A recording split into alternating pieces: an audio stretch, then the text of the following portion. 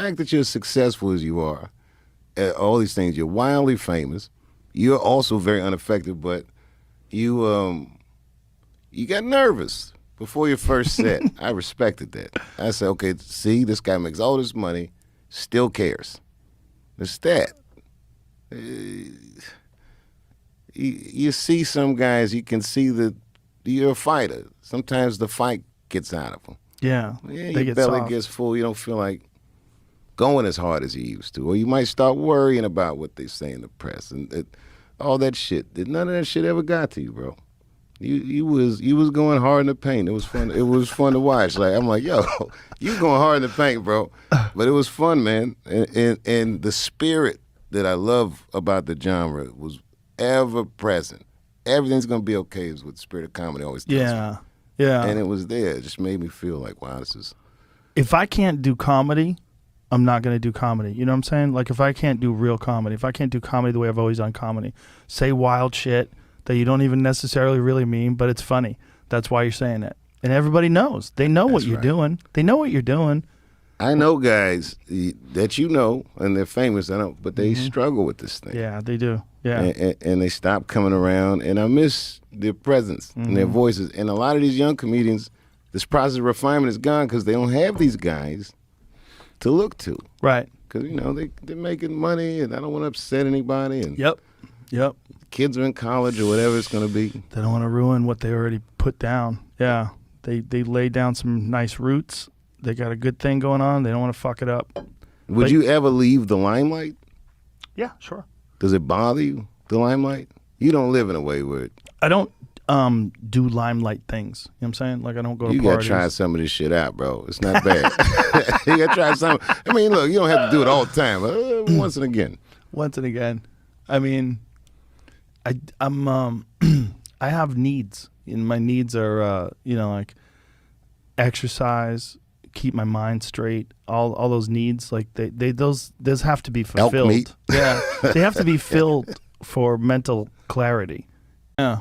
Elon Musk or Malcolm Gladwell. What do you think about this shit Elon's going through with Saturday Night Live? Ridiculous. Yeah, it's puzzling. No one is woke enough. They can't appreciate the fact that you're dealing with literally one of the most brilliant men that's ever lived, who's going to come do your show. You're talking about a guy who simultaneously runs multiple world-changing businesses, whether it's Tesla, whether it's SpaceX, whether it's the boring companies making tunnels underneath the fucking earth. He's putting satellites into space to put high-speed internet around the world. He's doing all these things simultaneously. But can he write a monologue is what we're going to find out. He's not funny. He's a brilliant guy. He could probably do anything if he set his mind to it. But the fact that they've decided somehow that he's problematic, like it doesn't make any sense. I mean, but no one's really saying what. Is it just because he's rich? Who knows?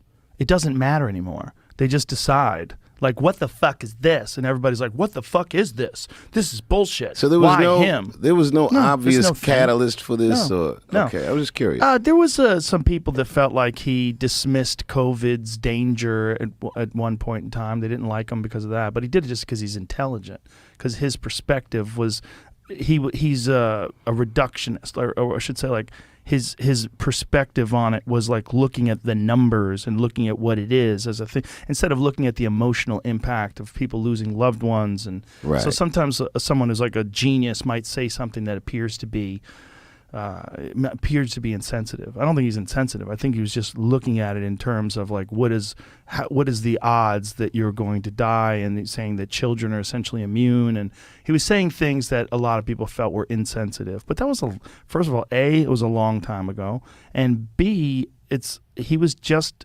explaining his perspective on the disease, and he wasn't as fearful as they thought he should be. And then, he came to our shows, and there's pictures of all of us hanging out maskless, and then people got COVID afterwards, so a lot of people thought that it was his girlfriend that gave us COVID. By the way, he and she were very incredibly kind. Super nice. Unaffected. I teased him about being the richest man in the world. He took it with good humor. And what's funny is I had hung out with him years ago, after I quit Chappelle's show, when I was on that tour that I was telling you about. That was a tough one. We hung out on a tour bus, and he says to me that night when we was all together here in Austin, he goes, I met you before. I'm like, I have no recollection. And he looked kind of hurt. It was a long time ago. It was like 2-3 companies ago. I just thought it was funny, like, that he was the richest man in the world. I think whether the people that are complaining that he's going to be on Saturday Night Live, I think what's going on now is like they want someone to be 100% compliant to whatever ideology they're a part of. And any deviation of that is problematic. Whether it's because they think, like I saw an article that said Elon Musk donated $150 million to some charity and they called him a cheapskate. It's hilarious. How hilarious is that? Well, wait till they see when I'm a billionaire. Talk about, get ready for this cheapskate. No, my brother. But it was such a shitty article. It's just a poorly written knucklehead article. It's again, like you say, no one can be woke enough. You know, I'm torn because I like a warrior for a good cause, but I'm really into tactics. You're not going to nag people into behaving right in a way that's, you know, in fact, if you continue with this tone, even if you're right, you'll be very hard to hear. Yeah, I think so. And it's just maybe it was the COVID thing, like I'm saying. But again, if I think back on his statements, I don't think they were particularly insensitive.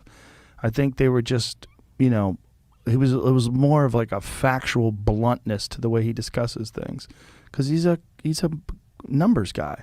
He looks at things in terms of equations. He's trying to put people on Mars. You know what I mean? I remember seeing him on your show once, just like on one of these YouTube clips. But I dug the clip because it was just one soundbite. He said, "I have so much in my mind." Yeah. You remember this? Yeah.